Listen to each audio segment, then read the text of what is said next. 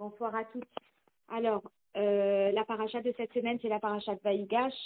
Et en même temps, on termine notre Hanouka. C'est une très belle sira qui va faire la transition entre notre Hanouka et la paracha de cette semaine. Et Trilat Parashat et nous, le rabbi, il reprend un Rashi du début de la paracha. Donc, ça serait peut-être intéressant qu'on lise les versets et que je lise le Rashi pour qu'on puisse comprendre un petit peu de quoi il s'agit. Vaïgash Elav Yehuda. Donc, on est à la suite de la parachat Miket, lorsque on a découvert la coupe de Yosef dans le sac de Binyamin, et Yehuda s'est porté garant pour son frère. Donc, Vaïgash Elav Yehuda, Yehuda se rapproche de Yosef, Vayomer, et il lui dit, Bi Adoni, de grâce mon maître, Nedaberna Avdecha Davar de Ozne Adoni, que ton serviteur puisse dire une parole dans les oreilles de mon maître. Le Al Iraratecha Avdecha, et ne te mets pas en colère contre ton serviteur, Kiramocha Kefaro, parce que, comme toi, comme Paro. Adoni Sha'al et Avadav les morts, mon maître a demandé à ses serviteurs en disant, Hayesh Lachem Av O'Ar, est-ce que vous avez un père, est-ce que vous avez un frère? Et nous lui avons répondu qu'on avait un père qui était âgé, qui a eu un enfant de vieillesse, et que son frère est mort, et qu'il est resté tout seul pour son père et sa mère, qu'il aimait énormément, etc., etc. Donc, là-dessus, Rashi reprend les mots du verset qui posent problème. D'accord? Et donc, il reprend les termes, Vaïgash Elav Zegomer. Il s'est approché vers lui, etc.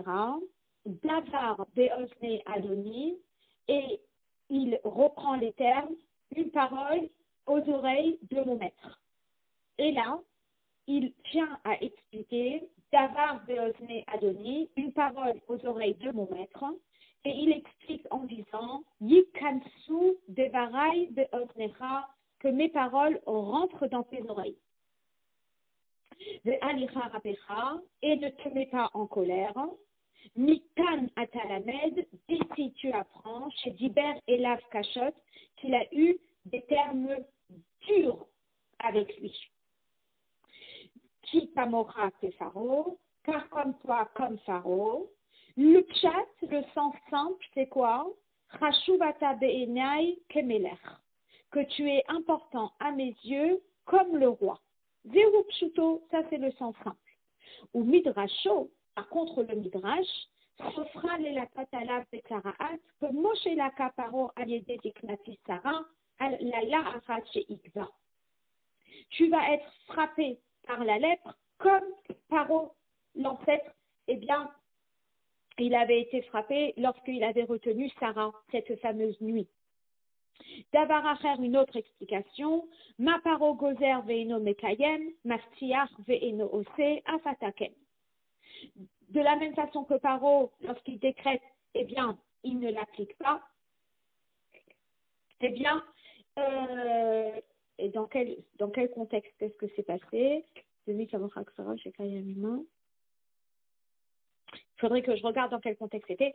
Il dit, il promet et il ne le fait pas. Afataken, toi aussi.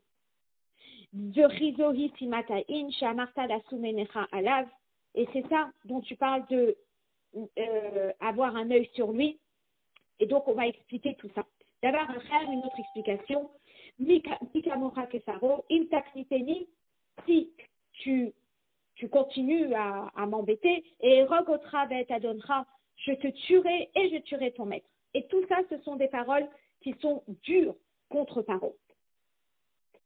Alors, là-dessus, Rashi, eh bien, le rabbi, il s'arrête sur les deux premiers Dibur Matrib, mais il va aussi parler du troisième Dibur Matrib, et donc c'était intéressant de voir les trois. Alors, Petrilat Parachatenu, donc là je suis dans la Sira, on commence, d'accord? On est à la page 212. Petrilat Parachatenu, Piresh Rashi, Vaïgash Elav, Davar Beozne Adoni, Yikamsu Devarai Beoznecha. En général, lorsqu'on lit le verset, eh bien, on ne trouve pas vraiment que ce soit très compliqué. On dit dans le verset que Yehuda se rapproche de Yosef et qu'il lui dit j'aimerais te dire quelques mots. Mais là, Rachid s'arrête sur que ton serviteur dise quelques mots aux oreilles de mon maître, et il dit Yikansu de Barai Beoznecha, que les paroles rentrent dans tes oreilles. Au bébé Rakoshi Velachana Katouf Davar Beozne Adoni, chez Rachid Nidrash le Yashbo à l'idée Piroucho, Yikansu de Barai Beoznecha, lorsque les commentateurs cherchent la question de Rachid, pourquoi il a eu besoin de s'arrêter sur ces mots-là et donner cette explication-là, qu'êtes-vous à chercher? Les commentateurs disent, ils proposent, Pirouch Amilot Apashut chez la Nehemar Beozne Adoni ou chez Bikesh le Daber Beoznav Mamash. Si un enfant de 5 ans lit le verset et il voit que Yehuda demande de dire quelques mots aux oreilles de Yosef, eh bien, l'enfant de 5 ans comprend qu'il a envie de lui chuchoter quelque chose dans l'oreille. Kelomar, les kaven et adibour, les oznav chez Yosef bilvad, de diriger la parole aux oreilles de Yosef exclusivement, beofen chez ish milvado le yishma et devarav, de façon à ce que personne d'autre n'entende les paroles. Ça veut dire, je te chuchote quelque chose dans l'oreille. Et là, chez Tan, Yves Charles Fareshken, mais disent les commentateurs que cette explication simple qu'on aurait pu donner sur les mots du verset, eh bien, c'est une explication qui ne correspondrait pas au contexte ici. Chez Haré, Enze Kavod Lilchosh Beozno, chez Mishneh Lameler, parce que ça ne serait certainement pas respectueux de chuchoter dans l'oreille du second du roi. Velachem, Sholel Zod Rashi, c'est pour cela que Rashi met de côté cette hypothèse. Ou Mashmienu, et il nous dit, chez Pirouch Atevot Davar Beozne Adoni, vous, Yikansu de Varai Beoznecha. Et il dit que ici, l'explication ne peut pas être la classique qui est viens ici, je chuchote quelque chose dans ton oreille, parce que c'est pas respectueux. Et donc l'explication ici serait que mes paroles rentrent dans tes oreilles, et on va expliquer plus tard dans la séra, c'est quoi. Donc là, les commentaires essaient de comprendre pourquoi Rashi a besoin d'expliquer et disent parce que l'explication classique qui aurait été que Yehuda veut chuchoter quelque chose dans l'oreille de Yosef n'est pas adaptée au contexte, et c'est pour cela que la définition c'est Yikansu Devarai Beoznecha, que mes paroles rentrent dans tes oreilles. Et là, chez Bioré et Nomouvan. Mais alors qu'il semblerait que ça résout bien le problème, eh bien, on a un petit souci. C'est quoi? C'est que Matzanou, la Shom Domé, l'Azo, c'est quand même comme le Bekatouv le Eid. Plus haut, dans la parachat Raye Sarah, eh bien, ces termes-là sont lui employés. Et on ne voit pas du tout que Rashi donne cette explication là-bas. L'exemple que le Rabbi cite, c'est Vayashkan Avimelech, lorsqu'Avimelech il s'est levé tôt, Vayedaber et il a parlé Beoznehem à leurs oreilles, eh bien, à leurs oreilles, Rashi ne commence pas. Ou bien dans un autre verset, donc ça c'est dans la parachat Vayera. Dans la parachat Raye Sarah, on nous dit Vayedaber el Ephron Beozne Am Haaret. Abraham il parle à Ephron aux oreilles du peuple qui est là, et Bechol Amakomat Alalou, excusez-moi, Vaya un Ephron Vegomer Beozne Benechet, lorsque Ephron répond à Abraham aux oreilles des fils de Chet, lorsqu'on parle de l'achat de Marat Marpella, ou lorsque Abraham parle à Ephron aux oreilles à Maharet du peuple, ou Bechol Amakomat Alalou, et à ces trois occasions-là où on parle de parler aux oreilles de quelqu'un, eh bien, là-bas aussi, on ne peut pas parler de chuchoter. Je saute le crochet pour qu'on comprenne la question. Et malgré cela,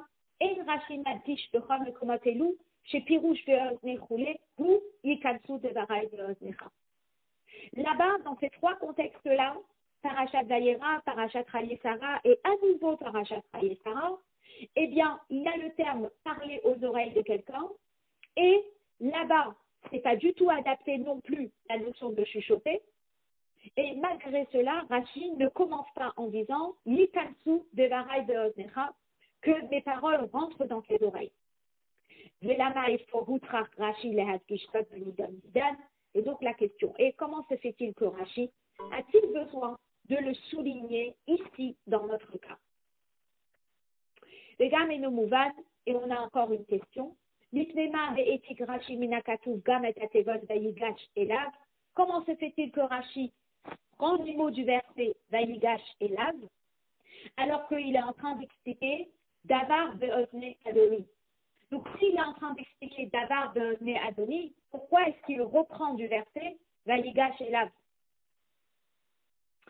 Vare ikantu dvarai be'oznecha ou pirouche à la tevot Davar be'ozne Adoni bilvad.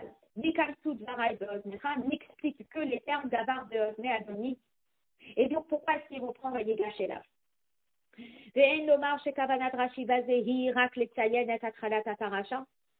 On ne peut pas dire que l'intention de Rashi, c'est de reprendre les premiers mots parce que c'est le début de la paracha.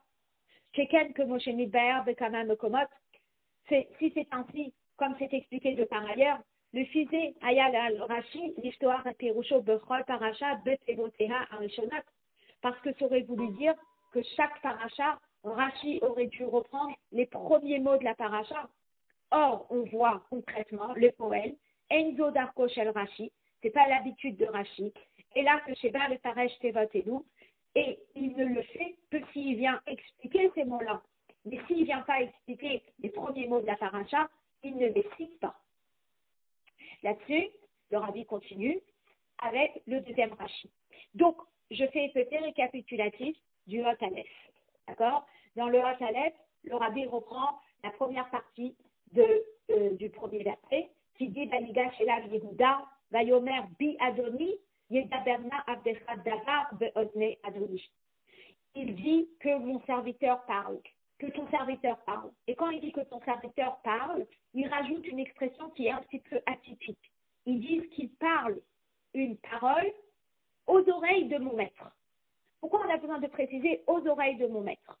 Et donc, les commentaires qui disent, parce que s'il dit dire une parole aux oreilles de mon maître, ça voudrait peut-être dire qu'il va chuchoter. Or, comme ce n'est pas du tout respectueux de chuchoter dans les oreilles du vice-roi, alors l'explication est que mes paroles rentrent dans tes oreilles.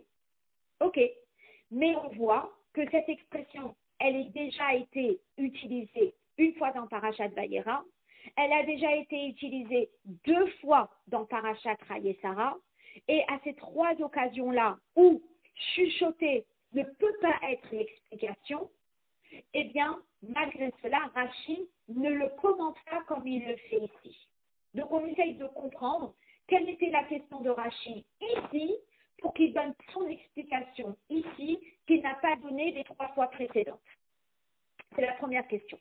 La deuxième question, Rashi, lorsqu'il parle de ces mots-là qui l'intriguent, eh bien, il ramène aussi les mots Vayigash et Lav, qui apparemment n'ont rien à faire avec cette explication, et le Rabbi essaye de comprendre pourquoi est-ce que Rashi reprend ces mots. Donc ça, c'est des questions que le Rabbi a sur le premier Dibur Matril de la paracha. Alors qu'ils ont l'air tout simple, et le Rabbi va nous expliquer ce qui se passe derrière. Maintenant, il y a le deuxième Dibur Matril. Et le deuxième Dibur Matril, c'est il dit comme ça, j'ai quelque chose à te dire, mais ne te fâche pas. Ne te mets pas en colère contre ton serviteur. Et là, Rashi qui commente et qui dit, Mitanata Lamed, de là tu apprends, chez Diber Elav Kashot, qui lui a parlé durement, et d'ailleurs il le détaille plus loin dans le prochain Rashi, en citant le Midrash et en disant comment il lui a parlé durement. Alors, le Rabbi, il va s'arrêter sur ce Dibur Matril. Donc, on est au Hot-Bet et on est à la page 213.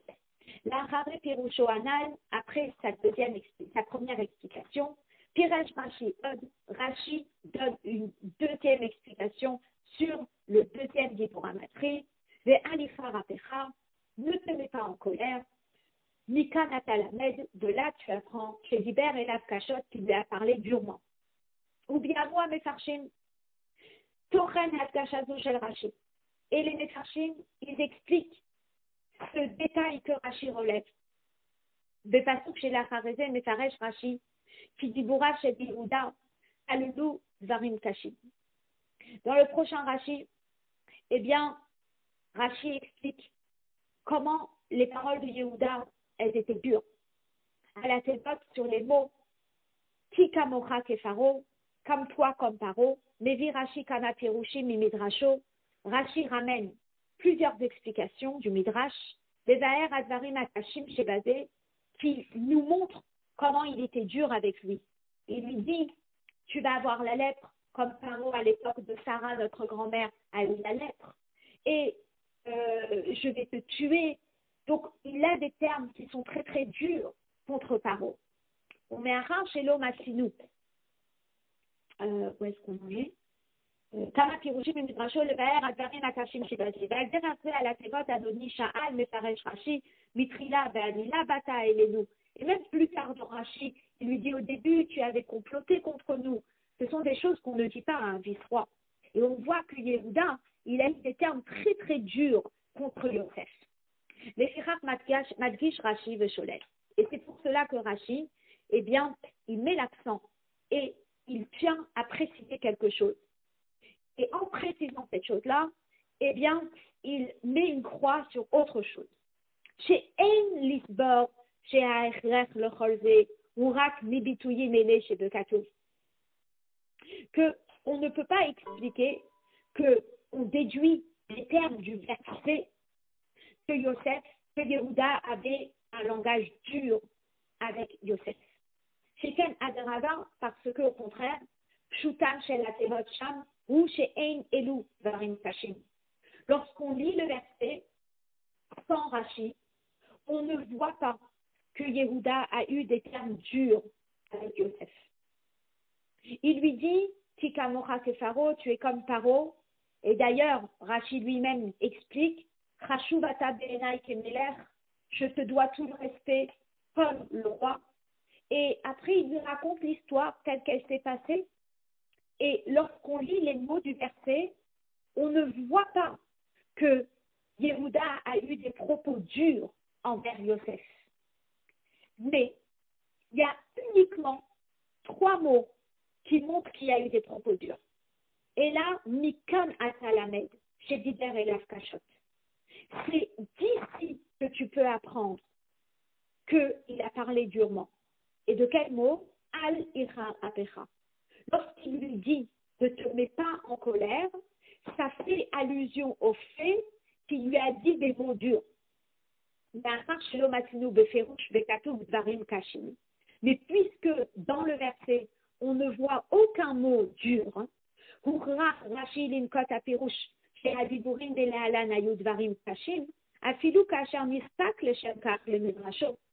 et donc, Rashi, pour prouver qu'il a dit des mots durs alors qu'on ne le voit pas dans le verset, si ce n'est par les termes qui sont ne te mets pas en colère, eh bien, Rashi a eu besoin de ramener des explications du Midrash qui nous expliquent quels étaient les mots durs que Yehuda a eu envers Yosef. Aval adayin sarich lehavin et pesher arichut, lachon Rashi, mikan ata lamed. Mais on est un petit peu intrigué sur les termes de Rashi. Rashi, il aurait pu juste dire, les lamed, c'est pour nous enseigner. Mais il nous dit, mikan ata lamed, de là tu apprends. Gam imaya Rashi kotev de Kitsur melamed, chez Diber alav kashot, beli ahad kashav mikan. היה מובן שההכרח לפרש את הדיבורים דלהלן כדברים קשים הוא מן הנאמר בהליכה רפכה. Si Rashi avait dit pour nous apprendre que Yehuda a eu des mots durs contre Yosef, ça aurait été suffisant. On aurait compris que Ve'alicha Rapecha insinue une allusion au fait qu'il a eu des mots durs envers Yosef. C'est arrêt à la chose Mélamed, parce que le terme Mélamed, moré, il nous montre bien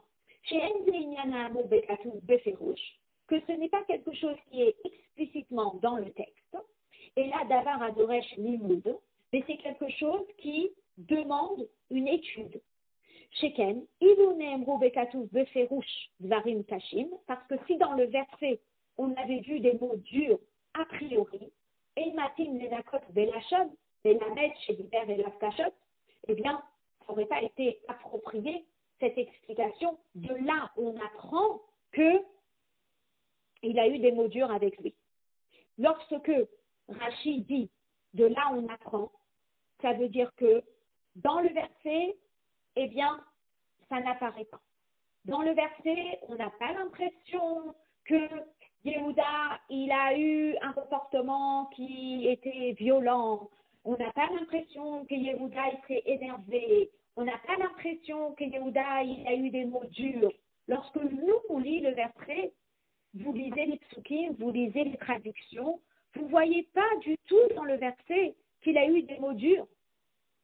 Et Rashi nous dit, il y a une allusion dans le verset qu'il a eu des mots durs. Et l'allusion dans le verset, c'est lorsqu'il dit « Alira rapecha » ne te mets pas en colère contre moi. Et de là, on apprend que, il y a eu des mots durs qui ont été dits. Mais Rashi, à la place de dire Mélamed, ça nous apprend qu'il y a eu des mots durs contre Yosef, il dit Mikan atalamed, c'est de là que tu apprends. Lorsqu'on dit de là tu apprends, ça veut dire que quoi?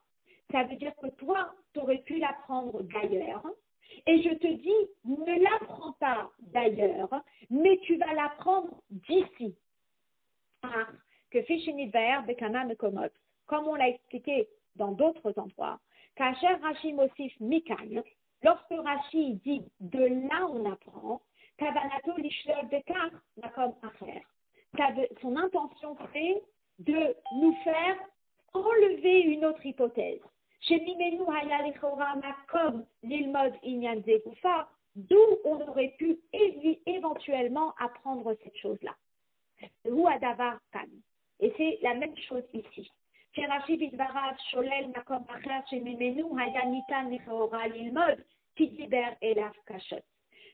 Rashi vient me dire quelque chose.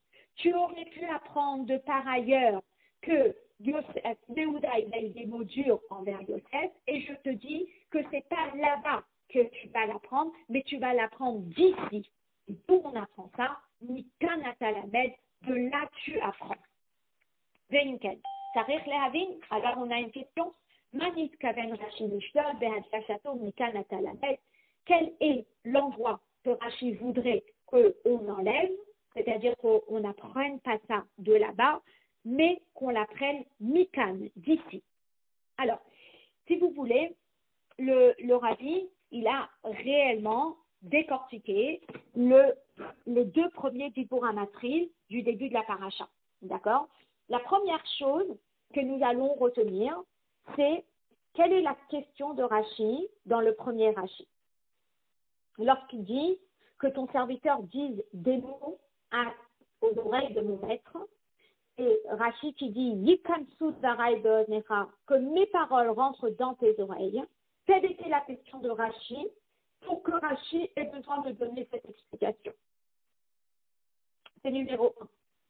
La deuxième question que le Rabbi a, c'est lorsqu'il est écrit Ve'alicha rapecha et ne te mets pas en colère, eh bien, ce sont les seuls termes dit Rashi qui pourraient nous insinuer que Yehuda a eu des mots durs envers Yosef. D'ailleurs, Rashi qui précise, Mikan atalamed, c'est de ces mots-là que tu apprends qu'il lui a parlé durement. Mais lorsqu'il dit, c'est de ces mots-là que tu apprends qu'il lui a parlé durement, numéro 1, ça veut dire qu'il n'y a aucun mot dur qui figure littéralement dans le texte.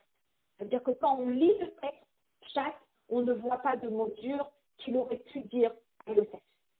Mais le fait que Rashi dit, Mikan atalamed, de là tu apprends, ça veut dire que tu aurais pu peut-être l'apprendre d'ailleurs. Mais moi je te dis non, ne l'apprends pas d'ailleurs, mais apprends-le d'ici. Et la question que le Rabbi a, c'est où ailleurs, d'où tu aurais pu l'apprendre.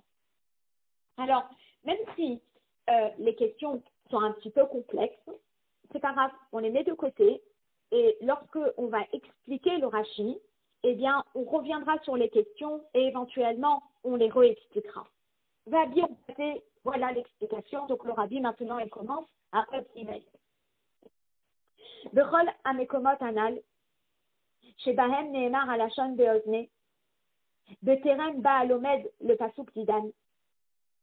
Tout à l'heure, au début de la Sira, le Rabbi, il avait relevé 3 occasions où l'enfant avait déjà étudié dans le Chumash cette notion de parler aux oreilles de quelqu'un. Osek akatouf bedibour, shehaya benochochut shel yoter me'adam echad. Dans les 3 occasions où on a parlé de parler aux oreilles de quelqu'un, eh bien, c'est une discussion qui se passe entre 2 personnes, mais en présence d'un public. Et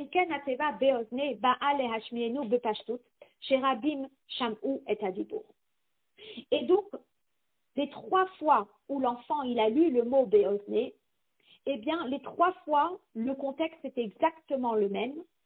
C'est quelqu'un qui parle à quelqu'un d'autre en présence d'autres personnes. Et le terme employé, c'est Beozne. Par exemple, dans les versets en rapport avec l'acquisition de Maharat à Marpella pour enterrer Sarah.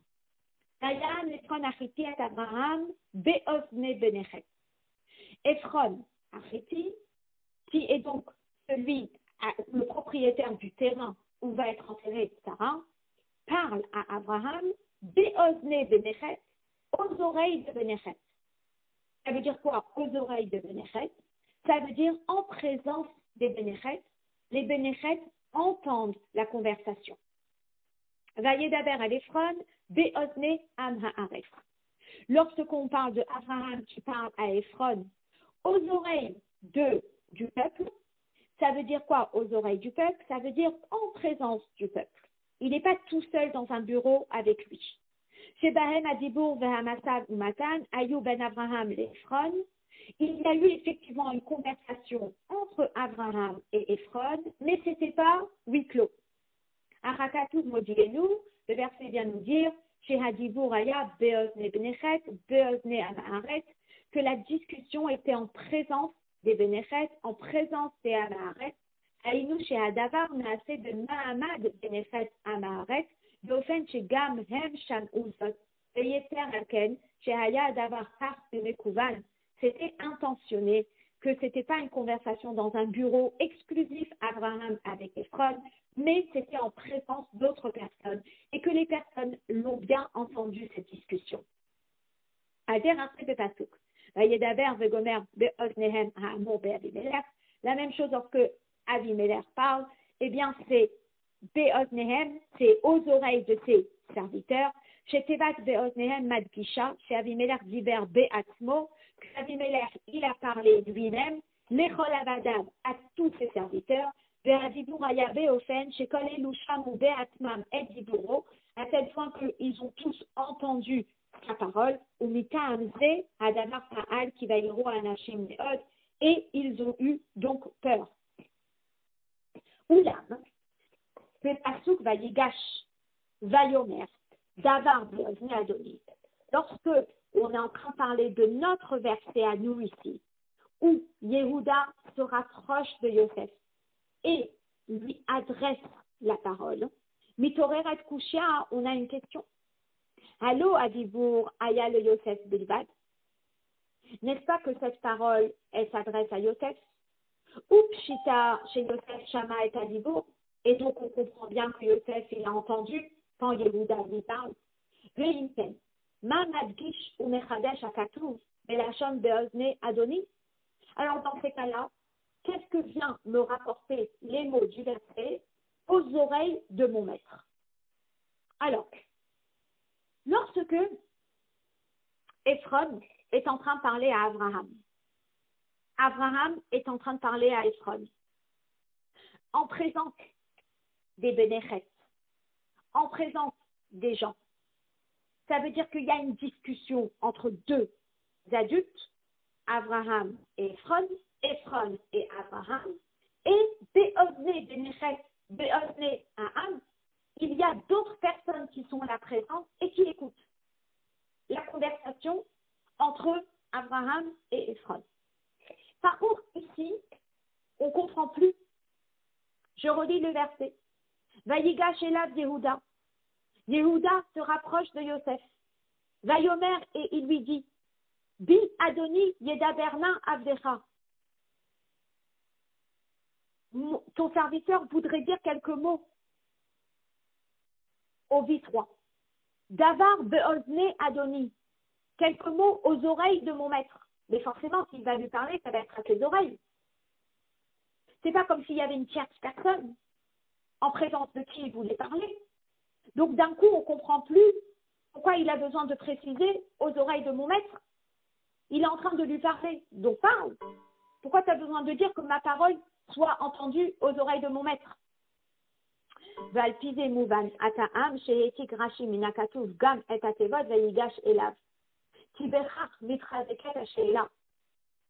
Finalement, eh bien, le fait que Rashi, il est repris les deux premiers mots du verset, eh bien, ça renforce la question.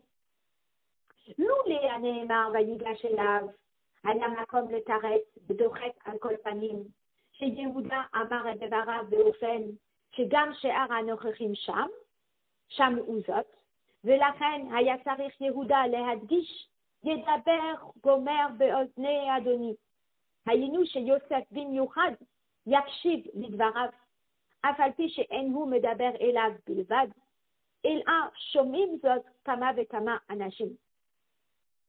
Si le verset n'avait pas du tout parlé en disant Vayigash Elav Yehuda, qu'il s'est rapproché de Yosef, que Yehuda s'est rapproché de Yosef, à ce moment-là, voilà la scène, comment elle se serait passée. Eh bien, la scène serait comme ça. On est dans une grande salle, et dans cette salle, il y a Yosef, qui est le vice-roi, qui est assis sur son trône, d'accord? Et autour de lui, il y a les frères, et il y a un tas de serviteurs de Yosef. Et donc, lorsque Yehuda veut parler, c'est comme si je disais, il lève la main et il dit, est-ce que je peux parler? Mais lorsqu'il dit, est-ce que je peux parler, qui va l'entendre? C'est possible que ce soit les frères qui vont prêter attention. C'est possible que ce soit les serviteurs qui vont prêter attention. C'est possible que ce soit Yosef qui va prêter attention. Mais du fait qu'il y ait tellement de monde dans la salle, s'il lève la main et il dit, est-ce que je peux parler? Il y a une probabilité que Yosef l'écoute, mais il y a aussi la probabilité qu'il ne l'écoute pas spécialement de façon si attentionnée. Donc c'est pour cela qu'on aurait compris les mots qui disent Yedaber na avdecha davar beozne adoni, en disant s'il te plaît Yosef, prête attention à ce que je veux dire maintenant. Mais la question est, c'est que là, la configuration de la scène, elle est différente. Comment elle est différente? C'est qu'ils sont tous dans la salle, d'accord? Donc il y a les frères de Yosef qui sont là, il y a les serviteurs égyptiens qui sont là, et il y a Yehuda. Mais à la place de lever la main et de dire « Est-ce que je peux parler ?» et « Yosef, s'il te plaît, prête attention à ce que je te dis », le verset dit « Vayigash elav Yehuda ». Yehuda se rapproche de Yosef. Donc maintenant, le fait que Yehuda se rapproche de Yosef, tout le monde comprend qu'il s'adresse particulièrement à Yosef. Donc si, par son acte de se rapprocher, il s'adresse particulièrement à Yosef, alors à ce moment-là, il n'a pas besoin de lui dire « j'ai quelque chose à te dire », à toi en particulier. Parce que rien que le fait qu'il ait fait les quelques pas en avant et qu'il s'est rapproché de Yosef, on comprend qu'il s'adresse à Yosef. Alors la question est de Rashi, pourquoi est-ce qu'il est écrit j'ai quelque chose à te dire à l'oreille? Ça veut dire quoi, j'ai quelque chose à te dire à l'oreille? Chuchoter, c'est pas possible, puisque c'est pas respecté. Donc, qu'est-ce que ça veut dire, j'ai quelque chose à te dire à l'oreille? Donc, je reprends le dernier paragraphe de la page 214. Aval me'achar she'akatuv madgish vayigash elav. le fait que le verset, il précise et il s'est approché de lui.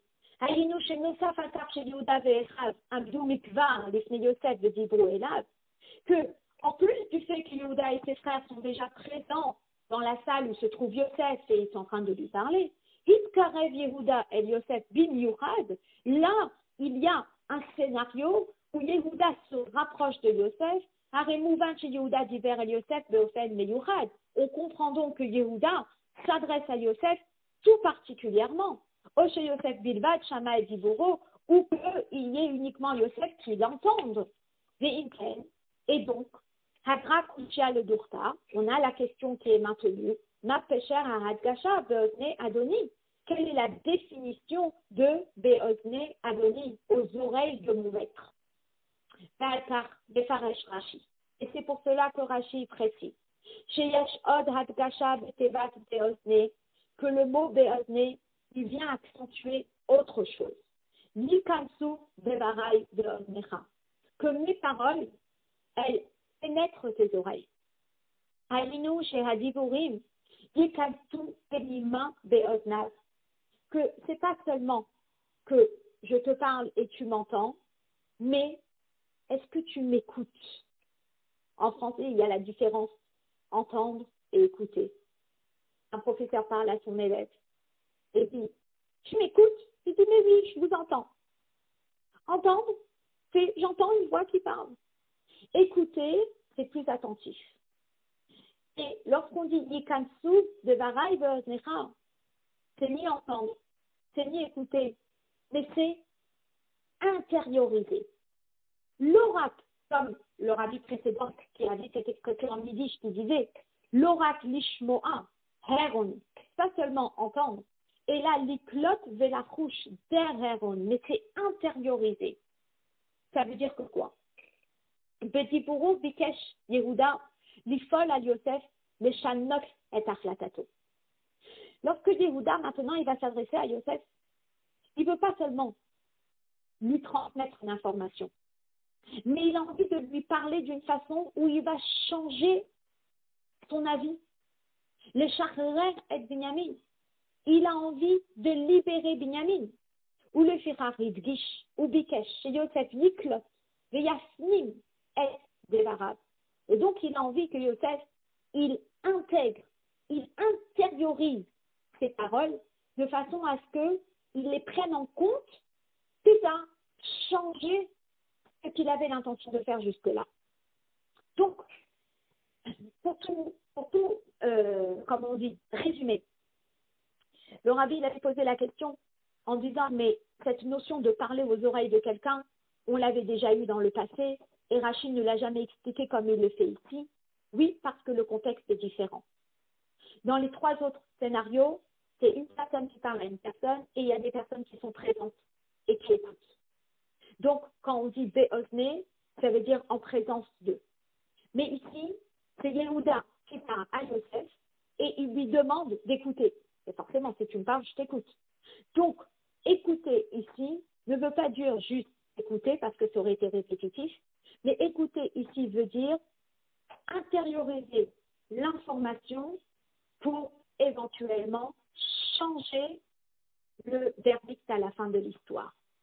Yosef, il avait l'intention de garder Binyamin, et maintenant, on veut tout faire pour lui faire changer d'avis. Une fois qu'on a cette information-là, alors on va pouvoir mieux comprendre le deuxième Dibur HaMatril. Une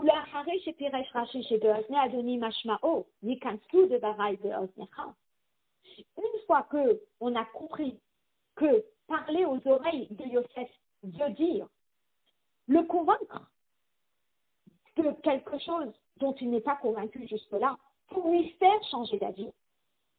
Namshir ou Mefaresh, il continue en expliquant, et ne te mets pas en colère, ni Kanatalamed, et de là tu apprends chez Diber et Lav Kachot qui lui a parlé durement. Alors, c'est très intéressant. Nous, les Pirouchura Kodem, Ayamakom, les Hafik, qui Diber et Lav Kachot, Nikar chez Yehuda Hamar, Yedaber Nadabar Beozne Adoni. שהרקע רבי רש"י את הכלל המתקבל לתעת רש"י בפשוטו של מקרא, ומובא על ידו כמה פעמים בפירושו, שבכל מקום שנאמר דיבור ולא אמירה, משמעו לשון קשה. Tout à l'heure, on avait expliqué que les mots qui font allusion à des paroles dures, c'est des alicha rapecha, ne te mets pas en colère. Donc en général, lorsqu'on dit à quelqu'un ne te mets pas en colère, c'est qu'il y a quelque chose de pas bien qui a été fait. C'est un petit peu l'enfant qui dit à sa mère, tu peux aller rentrer dans ma chambre, mais je ne pense plus, ne te mets pas en colère. Donc la mère, elle sait à quoi s'attendre. Donc ici, lorsque Rachid nous dit de là on apprend qu'il a dit des mots durs, et lorsqu'il nous dit de là on apprend, ça veut dire d'ici mais pas d'ailleurs, ça veut dire qu'il y a un ailleurs éventuel. Et le ailleurs éventuel, ça aurait été le mot yedaber na aftecha. Vous savez que dire en hébreu, eh bien, peut avoir plusieurs mots. Lorsqu'on dit dans le verset Vayomer, il a dit, et lorsqu'on dit dans le verset Vayedaber, il a parlé, eh bien, souvent, on a l'explication que Dibour, c'est la chaîne cachée. Que Dibour, c'est un langage dur. Alors, lorsqu'une personne lit le verset, Vayedash Elav Yehuda, Yehuda s'est approché de lui, Vayomer, et il a dit, Bi Adoni, de grâce mon maître, Yedaberna Avdecha, que ton serviteur parle d'Aber, eh bien, la personne qui connaît un petit peu la nuance entre Vayomer et Vayedaber, elle se dit, tiens, c'est ici l'allusion au fait qu'il a dit des mots durs. Arrive Rashi et nous dit, non, c'est pas d'ici que tu vas l'apprendre. Tu vas l'apprendre de quelques mots plus tard lorsqu'on dit Ve'al ichar apecha, ne te mets pas en colère. Alors, le rabbi posait la question, d'où est-ce qu'on sait que c'est de Al ichar apecha et pourquoi c'est pas de Yedaber? Le rabbi explique quelque chose de très très très fort. Et il dit, Edzot Sholel Rashi. Rashi, il vient bien nous expliquer que non, que c'est pas du mot Yedaber qu'on va apprendre qu'il a parlé durement. Nous, et Rashi vient nous dire, Nikan Atalamed, Dafka Minaneemar, Ve'alicha Rapecha, c'est des mots, Ve'alicha Rapecha qu'on apprend qu'il a parlé durement. El Charlie Mozot, qu'on peut apprendre cela, Velo Minalachan Yedaber, et c'est pas des mots Yedaber. Ve'ata Mechach Mouvan Mikirusho chez l'Ifnete, et ça, on peut le comprendre grâce à la première explication de Rashi qui précède, Yikatsu de Varai Be'oznecha, que mes paroles rentrent dans tes oreilles. C'est dit Kaman, comme on va l'expliquer juste là, dans le Hot-He. Atama Derat Akshat, les rares chez Dibour, Mashmao, le Shan caché. Lorsqu'on dit que Vayedaber, c'est des paroles dures, Ayomer, c'est des paroles qui sont douces, Vayedaber, c'est dur. Pourquoi est-ce que Vayedaber, c'est dur? Pourquoi? Est-ce que c'est systématique? Est-ce que c'est évident que chaque fois qu'on a la racine dalet, bet, resh, ça veut dire dur? Alors, la raison est très simple. C'est très intéressant de comprendre ce qui se passe derrière les mots. On dit, vous mipnez chez Dibour, ou gam milachon yadber amin. Dans le Teilim Memzaïm, il y a un verset qui dit yadber amim, qui veut dire qu'il dirige les nations. Il contrôle les nations.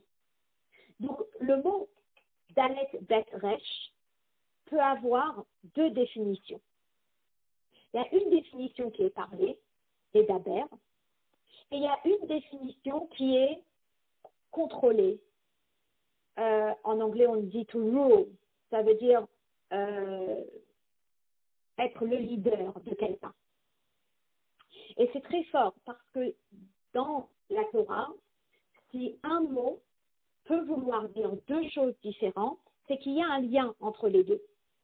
D'ailleurs, on a appris ça en Tanya, que par exemple, le mot assour veut dire interdit, le mot assour veut dire prisonnier. Et finalement, on explique en Chassidut que quelque chose qui est interdit est prisonnier dans les forces du mal. Donc, un mot, il y a deux définitions, mais il y a toujours un lien entre les explications. Pas comme en français, que vous pouvez avoir celui qui va nous défendre en justice, on appelle un avocat. Et dans la salade, il y a de l'avocat. Et il n'y a aucun lien entre avocat de la salade, le fruit, et avocat qui est le métier. Dans la Torah, si un mot a deux définitions, c'est qu'il y a un lien.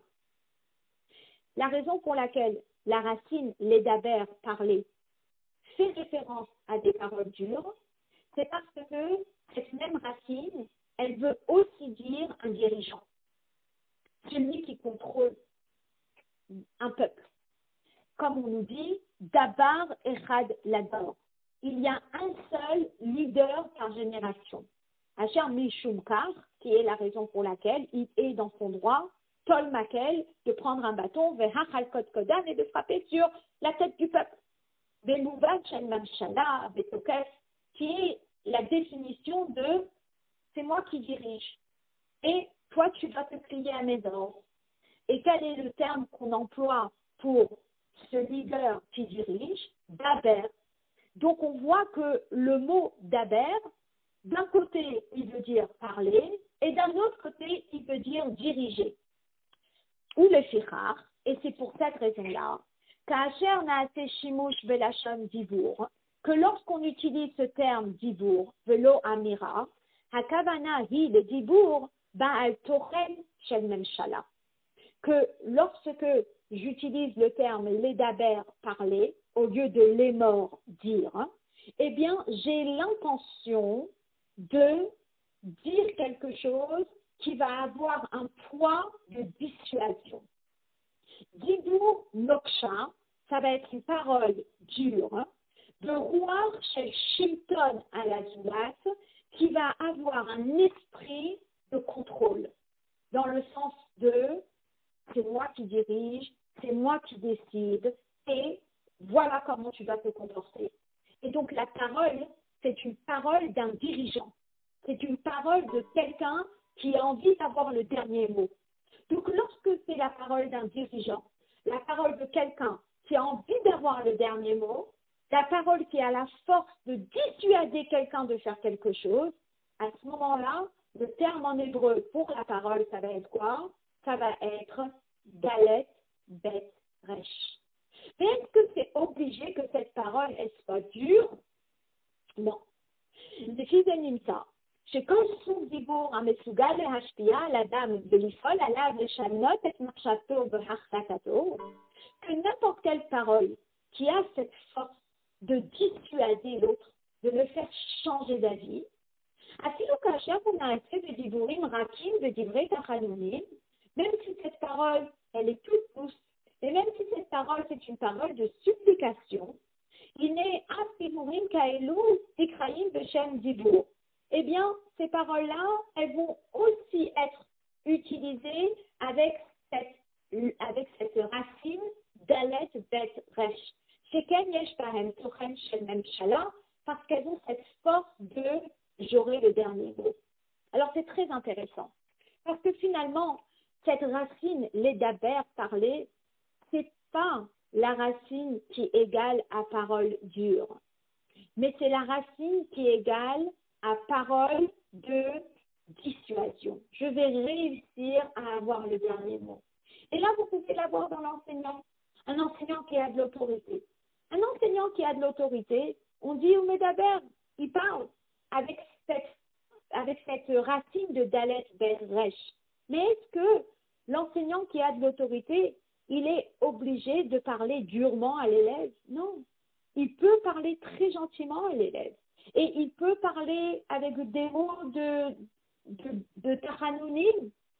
Mais il a une force d'autorité sur l'élève qui va faire que son mot sera le dernier mot.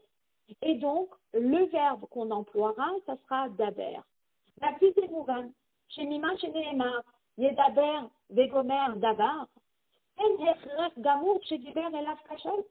Donc, lorsque Yehuda, il arrive et il se rapproche de Yosef, et il dit, mais Dabernav, Zefra Dabar, que ton serviteur dise un mot, on comprend qu'il a envie de dire un mot autoritaire, mais ce n'est pas obligé que le mot il soit dur. Lui, il va avoir, on va dire, un discours dissuasif. Il va avoir un discours autoritaire où il insiste sur le fait Yikansu de Barai Be'oznecha, je vais te parler et je veux que mes paroles, elles rentrent dans tes oreilles. היינו שהדיבור היה באופן שיגרום ליוסף לקלוט ולהפנים את הנאמר ולהיות מושפע ממנו. Il va avoir un discours qui va faire en sorte que Yosef, il va le percevoir, il va l'intérioriser et il va en être touché à tel point qu'il va changer d'avis. Même si Yehuda, il avait utilisé des termes et un dialogue qui est doux et qui est plein de supplications,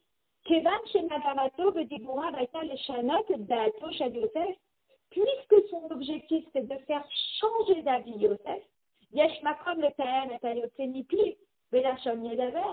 le terme Yedaber aurait quand même été employé parce que son but est de dissuader Yosef de faire ce qu'il avait envie de faire et il va y réussir. Alors à ce moment-là, quel est le terme qu'on emploie? C'est Yedaber.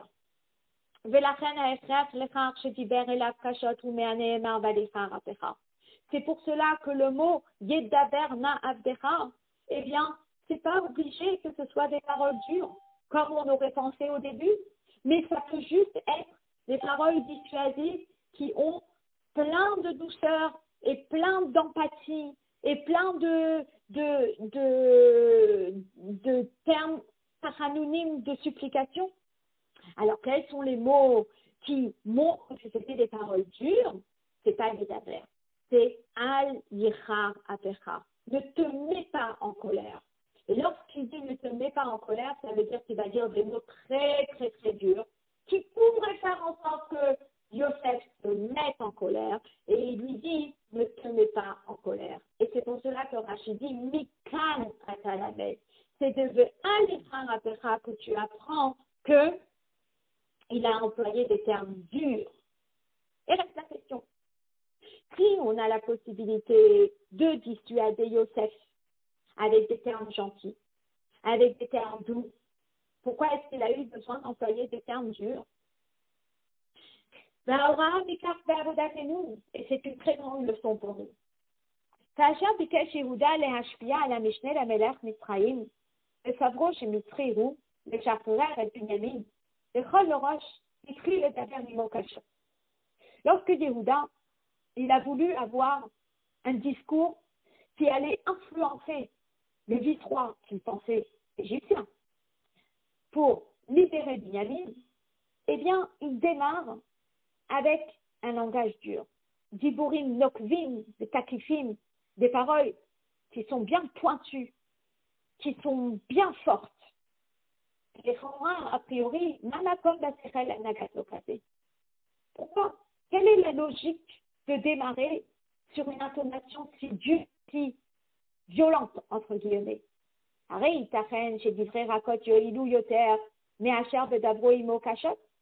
Peut-être que des paroles douces et des paroles tendres, elles auraient eu plus d'effet que des paroles dures. Parce qu'au contraire, quand on parle durement, eh bien, parfois la personne qui nous écoute, elle se braque.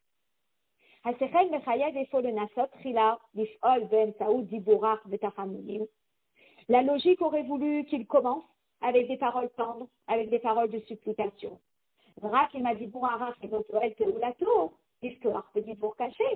Et seulement si il n'arrive pas avec des paroles tendres, alors à ce moment-là, il va et il emploie un terme dur.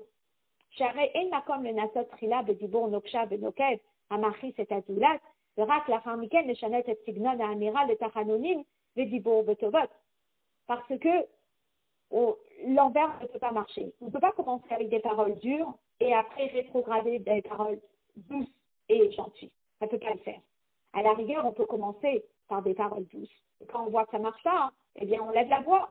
Mais commencer les khatrila par lever la voix, après, on ne peut pas faire marche arrière. Et là, ça vient au bas des mots. Et voilà l'explication. Tant qu'on est en train de parler de choses qui sont superficielles, comme Revar Takti, le cadomé, gagner de l'argent.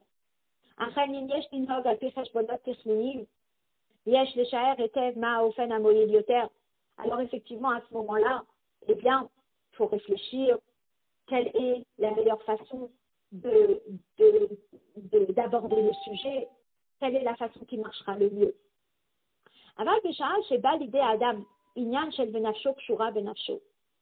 Mais lorsqu'on est en train de parler d'un concept qui touche le fond de la personne, ça touche l'âme de Yaakov, ça touche l'âme de Yosef, ça touche l'âme de Binyamin, ça touche l'âme de Yehuda. Ça veut dire que on sent que ce ne sont pas des sujets superficiels. On sent qu'on est en train de toucher des sujets qui sont vitaux. Ce sont des choses qui sont tellement importantes pour Yaakov, tellement importantes pour Binyamin. Il veut son fils, il le veut de retour. Et ça peut être fatal pour lui s'il ne récupère pas Binyamin. Et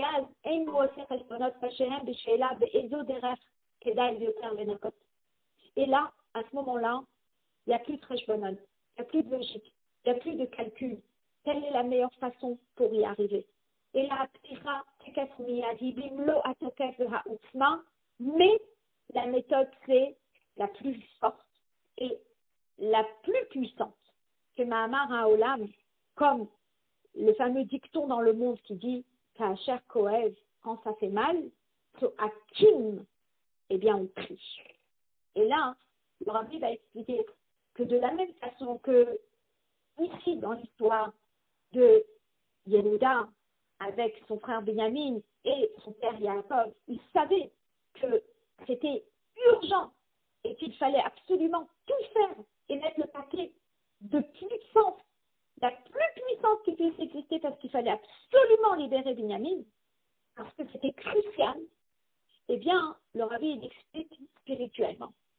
Benyamin Faïlé, dans de telles circonstances, Arrêt Aderaba, Diburim Kashim Dafka, Hem Meshachneim et Ashomea, Shadavar Chiyuni Be'emet. C'est des paroles dures qui arrivent à convaincre la personne que c'est crucial et que c'est vital.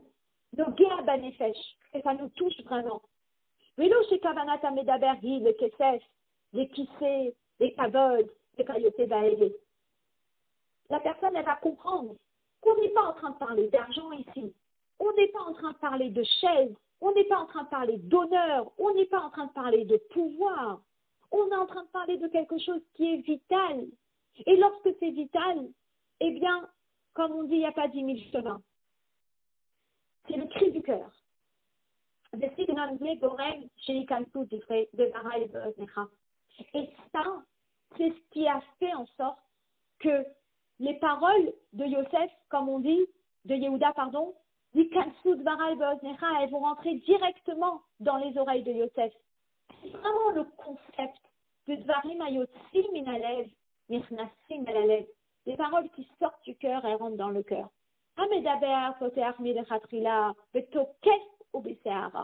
Celui qui va parler, eh bien, il va démarrer avec force. Maqué à la shulchan, il va taper sur la table. Et non mitrachel de chikouvé diplomatia. Il ne réfléchit pas si c'est diplomatique, si c'est pas diplomatique. Azay azulat marish, she'anya nogea le medaber vekmiliot macho. La personne, en face, elle comprend que ça le concerne profondément. La dabar mashpia alav, ou les litkofet, ou les libataires. Et la chose, eh bien, elle va réellement le toucher. Jusqu'à ce qu'il va accepter de le faire paisiblement et de toute sa volonté. Je ne sais pas pourquoi, mais l'histoire qui me revient à l'esprit, c'est l'histoire de ce raciste qui est en prison en Russie. Et comme vous savez, en prison en Russie, on est réellement communisme total, où on n'a pas notre mot à dire. Et c'était le jour où les personnes qui dirigent la prison, eh bien, ils sont arrivés pour couper la barbe de ces chassidim. Il y a ce chassid qui a pris sa barbe. Il a hurlé tellement fort qu'on ne touche pas. Que la personne est juste partie. Elle a laissé. Alors, je ne me rappelle pas, c'était l'histoire avec qui, mais finalement, je ne sais même pas si c'était une histoire avec un chassid ou si c'était l'histoire avec le rabbi Lévi Yitzhak, le père du rabbi, mais je vais vérifier l'histoire. Mais c'est ça, c'est le cri du profond de la personne, où, genre, tu touches pas, et la personne elle est partie.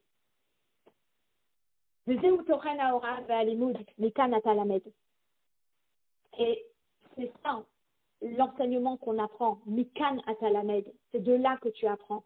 Alkol Halpanim et Alkol Hamekomot. C'est une leçon de vie pour toute époque et pour tout endroit. Kacher omedet à la perek, Atalat Yelad Yehudi, Liyot Eved de Misraïm. Lorsque arrive la situation où on doit sauver un juif d'être un esclave égyptien. Afilou Besha'a, Shehadrisha Lechar Ba'a, Mitzad Hamishne Lamelech, de Koach Hamelech. Même si on est en train de parler d'un contexte où c'est le vice-roi qui l'exige, de Koach Hamelech, c'est le gouvernement qui l'exige. Einzo Ha'et Bizman Asifot Shel Melumadim Gedolim. C'est pas le moment d'attendre la réunion des gens qui sont très doués dans le domaine.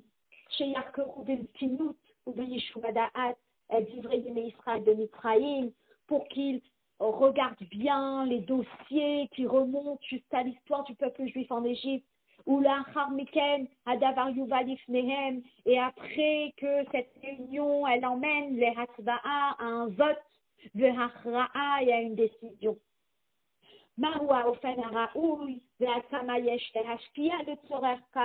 Quelle est la meilleure façon pour aborder le sujet? Combien doit-on investir pour aborder le sujet? Et après, on va évaluer que vont dire les Égyptiens, si on a dit ça et si on n'a pas dit ça. Davar adoresh asifa meyuchedet shel melumadim amakirim et tevet mitzrim. Et après, ça va demander encore une réunion, et encore une réunion. Et là, on va prendre des gens qui connaissent bien les Égyptiens, et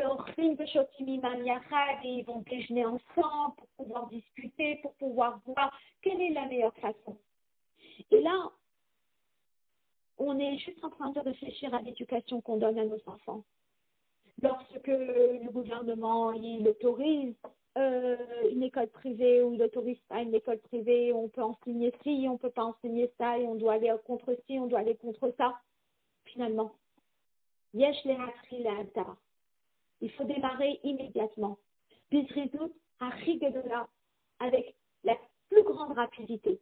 Betokef, avec force, ou belahat, hakdolit beyoter, et avec la flamme la plus grande. De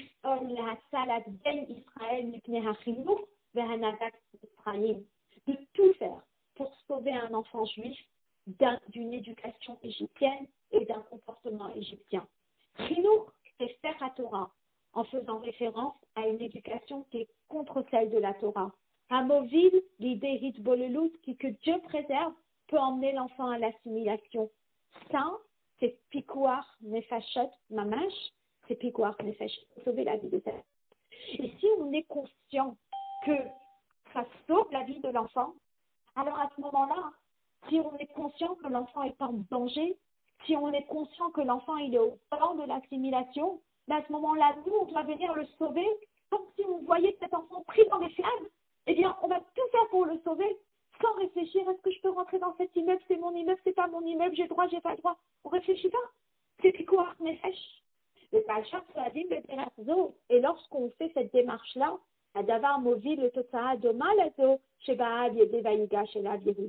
on arrivera à une conséquence qui ressemble à celle qui s'est passée avec Yehuda. Chez Yehuda, cette force que Yehuda avait, il est arrivé avec toute sa force C'est pas seulement qu'il a échappé à toute cette asservitude, et là, des rabbins, mais plus encore. Vayomer Paro qui dit, Vaïtna lachem et tout Eretz Mitzrayim, je vais vous donner le meilleur de la terre. V'askodem lachem, et même avant, les fanades, Bara Akamat Bet Talmud, chez Misham Tetseora, il a permis à ce que Yehuda vienne installer plus tôt la yeshiva, l'endroit où ils allaient étudier de Mitzrayim. Haïnou Chinour Talmidim, Beofen Shiotim Baro, Kesat Richim, Liot Anadat Bnei Yaakov. Ça veut dire un endroit où les enfants ils vont pouvoir être éduqués pour savoir comment on doit se comporter. Veyodim, et qui sachent, Veyocholim, et qui puissent Liot Bale Ora'a, connaître la halacha, et connaître la Torah, l'Ifsok Din, trancher la halacha, la Soukesh Matata, Aliba de Hilchata, que cette capacité de pouvoir prendre l'étude et l'appliquer dans la halacha, l'appliquer dans l'action. Et donc, le rabbi, ici, il parle énormément du chinour des enfants. Il parle énormément du moment où une personne, eh bien, elle doit peser ses mots et elle doit dire les choses, même convaincantes, mais de façon soft, etc. Et lorsque c'est pas du tout le moment de mâcher les mots, c'est pas du tout le moment de chercher les petites pincettes, mais lorsque ça brûle, à ce moment-là, eh bien, il faut tout faire pour sauver. Et il faut tout faire de la façon la plus forte qui puisse exister. Et de la même façon que là, on a eu une histoire entre Yehuda et Yosef, c'est-à-dire, eh bien, spirituellement, eh bien, il y a cette notion de Yosef Hatzadik Elion, qui fait référence à Kadosh Baruch Hu.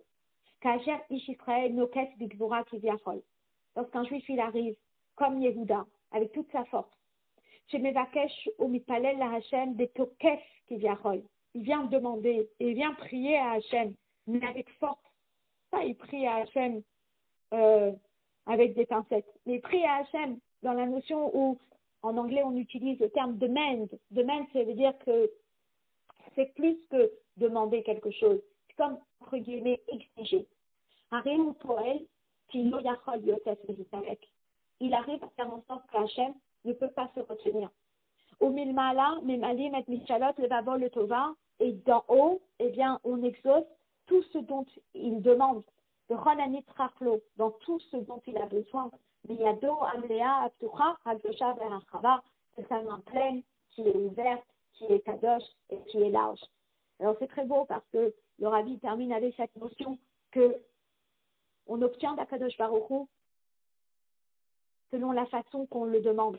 Mais on demande selon la façon qu'on le ressent. Donc lorsqu'il y a quelque chose qui nous fait profondément mal, eh bien à ce moment-là, eh bien on crie fort. Et lorsqu'on crie du profond du cœur, ben, à ce moment-là, Hachem ne peut pas se retenir et il nous exauce. Alors qu'en ce Motsai Hanouka, chacune soit exaucée dans tout ce qu'elle demande et qu'on puisse arriver à demander Mashiach du fond du cœur, comme le Rabbi lui a tellement demandé à ce Sikha de Chafrat Nissan, et qu'on mérite enfin la Géoula à Mitzvah Hashtema.